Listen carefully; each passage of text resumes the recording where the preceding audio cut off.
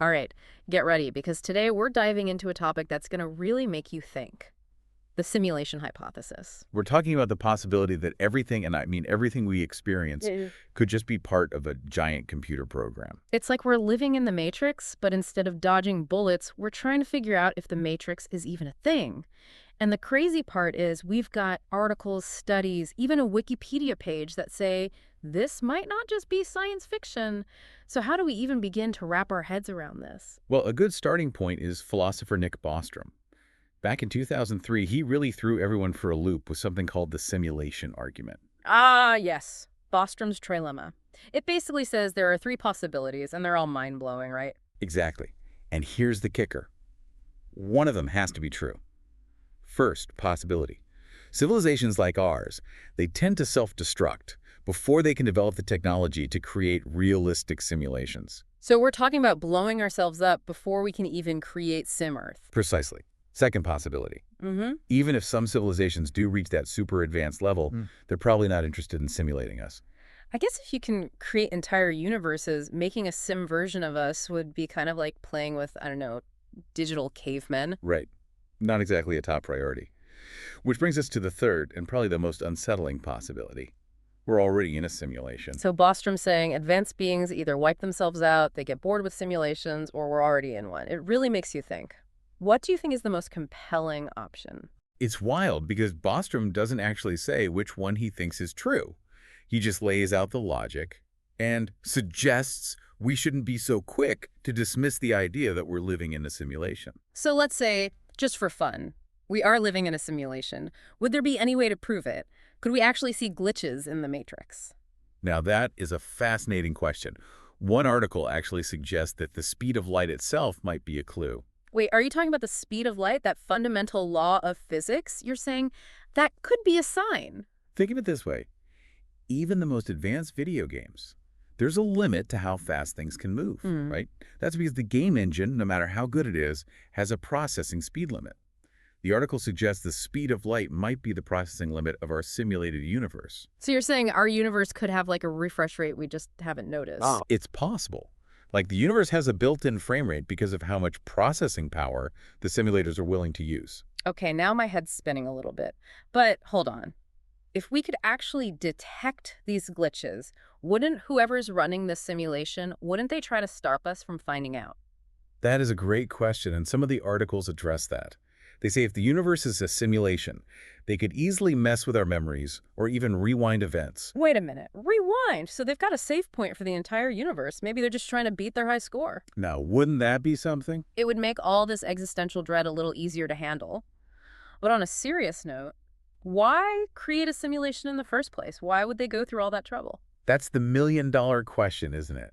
And thankfully, your sources had a few intriguing ideas. Hit me with them. Some theories say it could be for research. So they're using us like lab rats. Except instead of a maze, it's an entire universe. It's a thought. Maybe they want to understand how humans behave, how our societies develop, even how our consciousness works. Or maybe they're just watching our lives like some kind of cosmic reality show. Did you see what Brenda did this time? Wild. You never know, but in a less cynical light, maybe it's a way for them to experience a broader spectrum of existence, something they can't get in their own reality. So we go on vacation to escape our lives, they create universes. Makes sense. But that brings up another question. If we're in a simulation, why do we have consciousness? Why wouldn't we all just be mindless AI going through the motions? That is a very interesting paradox. And one article suggests that maybe consciousness isn't just some random thing, but actually the intended output, the product of the simulation itself. Okay, so if we're producing this product consciousness, who's consuming it? Is someone out there getting a free show, courtesy of my brainwaves? That question takes us right down the rabbit hole of philosophy. The article makes a comparison to video games. I think I'm following you. Think about it. In a video game, everything you see and hear, the graphics, the sound effects, it's all rendered for the player. Right. The game world doesn't need to be visually stunning to work. It's for our benefit, the players. Exactly. And that's the question the article poses. What if our consciousness, everything we experience, is just the user interface for whoever's running the simulation? So we might not be able to see them or talk to them, but they could still be experiencing our world through us. It's a possibility the article explores, and it definitely raises some big questions. But As much as we love the simulation hypothesis, we should also consider what the skeptics have to say. Right, gotta stay balanced. What's the other side of the coin? Well, one article you shared takes an interesting angle. It argues that the universe is actually too complex, too messy to be a simulation. Wait, really? I always thought simulations were all about complexity. That's the point.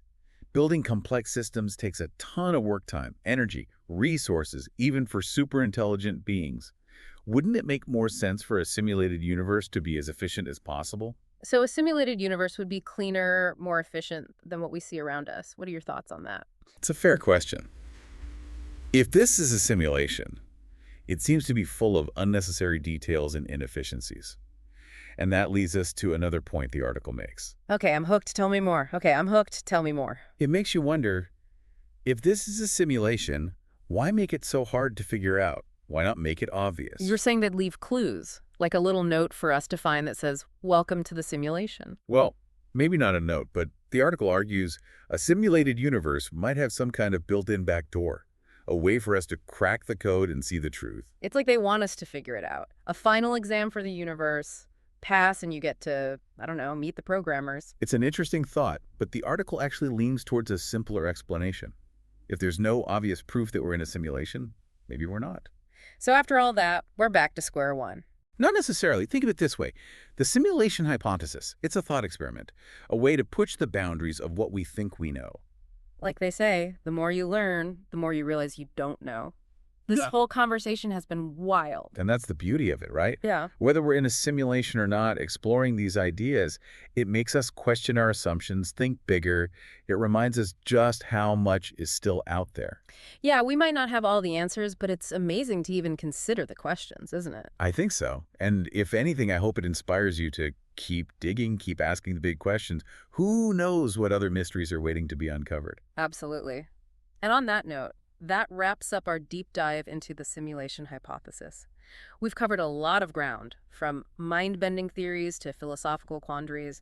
I hope this has given you as much to think about as it has us. And remember, the search for truth is half the fun. So until next time, keep those minds open and keep exploring the unknown. Who knows what mind-blowing topics we'll tackle next?